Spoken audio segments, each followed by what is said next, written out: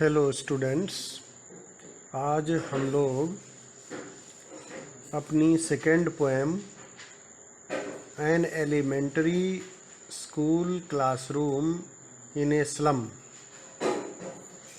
का third stanza पढ़ेंगे। बच्चों, an elementary school classroom in a slum जो पोएम है, इसको स्टीफन स्पेंडर ने कंपोज किया है। इसके हम लोग 2 स्टेंजाज पढ़ चुके हैं। आज थर्ड स्टेंजा को विस्तृत रूप से पढ़ेंगे। तो आइए शुरू करते हैं third stanza. Look at the third stanza, look at the first line.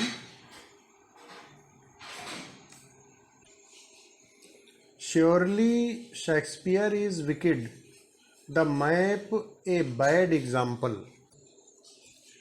बच्चों, पोएट कहते हैं, पोएट हमें बताते हैं कि Shakespeare is wicked and the map is a bad example for the children of the school in a slum. Shakespeare जो पिछड़ी area के स्कूल के बच्चे हैं, उनके लिए एक बैड एग्जाम्पल है। शेक्सपियर उनके लिए एक प्रकार से देखा जाए तो विकेड पर्सन है, दुष्ट व्यक्ति है। शेक्सपियर जो कि एक बहुत बड़ा नाटककार, ड्रामेटिस्ट हुआ है, वह इन बच्चों के लिए एक प्रकार से विकेड पर्सन है। और जो मैप है वह भी उनके लिए एक खराब चीज़ है। Shakespeare is wicked and the map is a bad example for the children of the school in a slum. अब ऐसा क्यों है? Because they can never reach that level of education to understand the works of Shakespeare। क्योंकि ये बच्चे जो backward area के बच्चे हैं विद्यालय के, ये बच्चे नहीं, उस लेवल तक नहीं पहुंच सकते हैं। They can never reach that level of education to understand the works of Shakespeare। Shakespeare की कृतियाँ, शेक्सपियर के जो नाटक हैं, जो उसने प्लेज लिखे हैं, उनको समझने के लिए उनका जो एजुकेशन का लेवल है वो देखा जाए तो बहुत ही निम्न है। वो शेक्सपियर की कृतियों को नहीं समझ सकते, इसलिए उन बच्चों के लिए, इन बच्चों के लिए शेक्सपियर क्या है? एक विकेड पर्सन है। और जो मैप है वो एक प्रकार से बैड एग्जाम्पल है उनके लिए, इन बच्चों के लिए। Their dirty filthy slum has no place in the map of the beautiful world. जो ब्यूटीफुल वर्ल्ड है, सुंदर संसार है, उसमें उनका जो एरिया है, डर्टी फिल्दी स्लम, जो बैकवर्ड एरिया है, उसका कोई स्थान नहीं है। इसलिए मैप भी उनके लिए क्या है? कोई अच्छी चीज़ नहीं है। The map is a bad example for them. Shakespeare is called wicked and the map is called a bad example because the slum children have no access to the educated world. Shakespeare को wicked बने दुष्ट कहा गया है, and the map is called a bad example, और जो दुनिया का नक्शा है, जो वर्ल्ड का मैप है, वो एक बैड एग्जाम्पल इन बच्चों के लिए कहा गया है। तो ऐसा इसलिए कहा गया है क्योंकि ये जो बैकवर्ड एरिया के बच्चे हैं, जो स्लम चिल्ड्रन हैं, इनकी पहुंच नहीं है। Because the slum children have no access to the educated world. उनकी शिक्षित दुनिया तक पहुंच नहीं है, माने उनमें इतना ज्ञान नहीं है कि वो शेक्सपियर और नक्शे को, जो वर्ल्ड का मैप जो टंगा हुआ है, उसको समझ पाएं।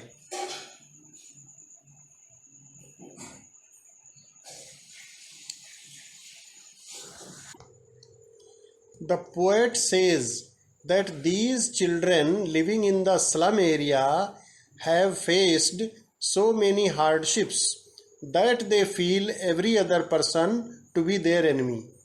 कवि कहते हैं कि ये स्लम एरिया के जो बच्चे हैं, ये इन लोगों ने बहुत सारी हार्डशिप्स माने कठिनाइयाँ, बहुत सारी कठिनाइयों का सामना किया है और इसी वजह से ये लोग प्रत्येक दूसरे पर्सन को क्या समझते हैं? अपना एनिमी समझते हैं, अपना शत्रु समझते हैं.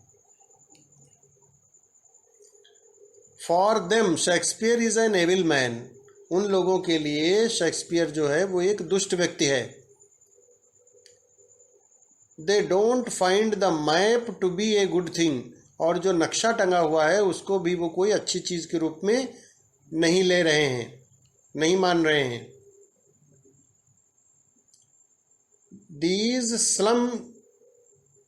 These children of slum area don't find the map to be a good thing. They were never liked or loved by anyone. Therefore they hate almost everyone. किसी व्यक्ति के द्वारा उन्हें स्नेह नहीं मिला, इसीलिए वे प्रत्येक व्यक्ति को एक प्रकार से प्रत्येक व्यक्ति से वे घृणा करते हैं. Therefore they hate almost everyone.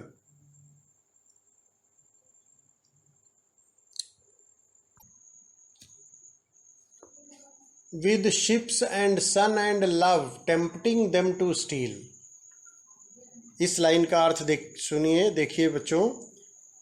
The poet feels that the head of Shakespeare and the map may tempt the children to steal because they might never experience these things in life, as they are living in cramped houses under adverse condition.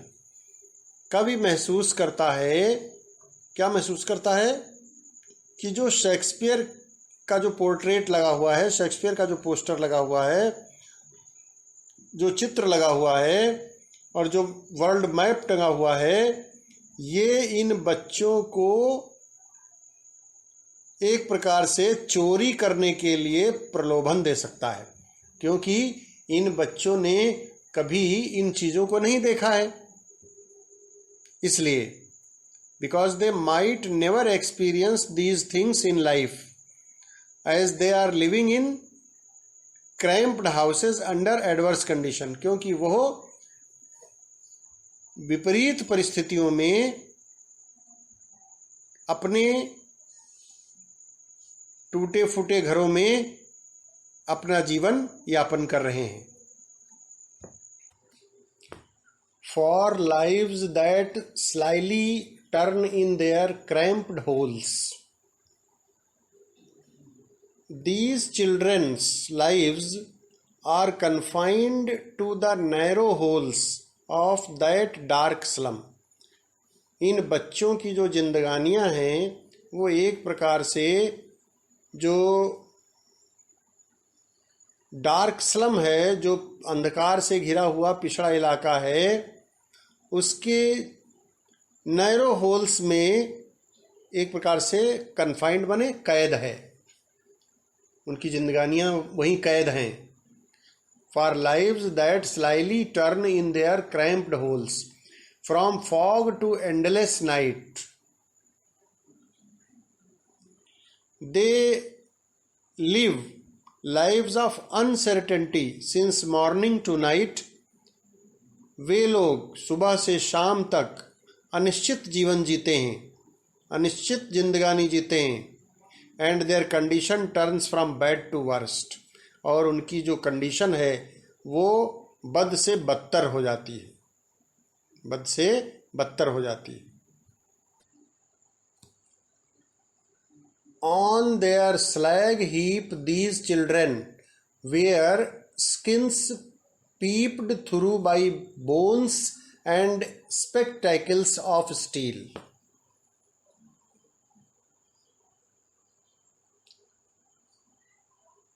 The lives of these children इन बच्चों की जो जिंदगानियां हैं are compared to the slag heap, उनकी तुलना एक slag heap से की गई है। हीप माने ढेर। Because they are like wastage of refined educated society that is dumped in garbage.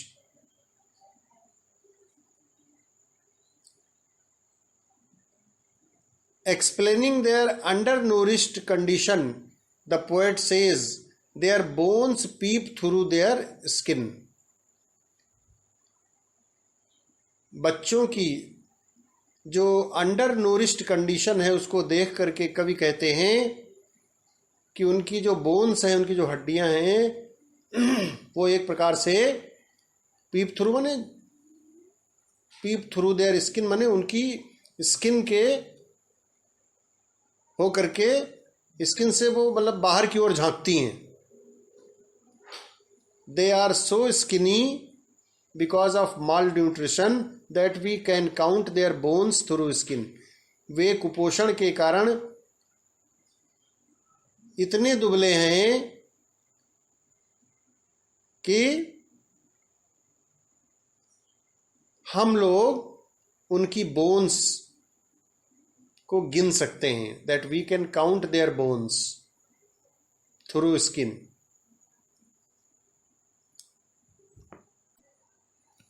And spectacles of steel with bended glass like bottle bits on stones.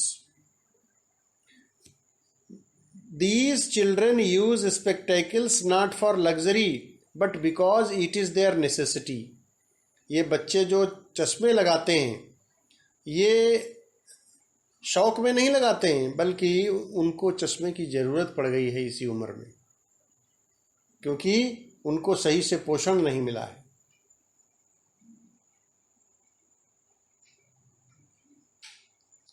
They use mended glasses, cracked and steel framed. वे एक प्रकार से जो repaired glasses होते हैं उनका इस्तेमाल करते हैं अपने चश्मों में। They cannot afford a brand new spectacle so they manage with repaired one. वो कोई नया चश्मा ब्रांडेड नहीं खरीद सकते, इसलिए वे जो रिपेयर्ड चश्मा है उसका प्रबंध करते हैं, बेचारे उसको यूज करते हैं।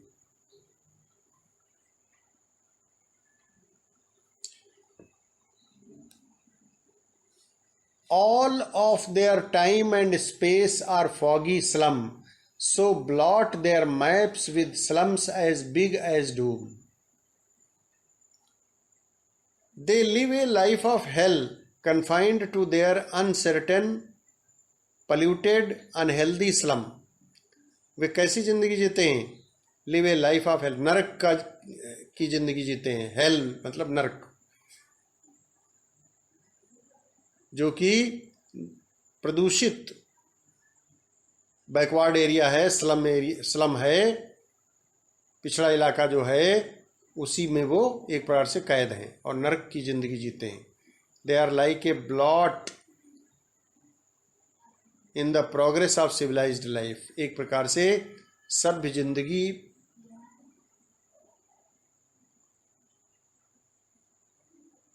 सिविलाइज्ड जीवन की प्रोग्रेस में एक प्रकार से क्या है? ब्लॉट है। तो बच्चों इस तरीके से ये थर्ड स्टेंजा अपना कंप्लीट होता है। इसके मीनिंग्स आप सभी भैया लिख लेंगे।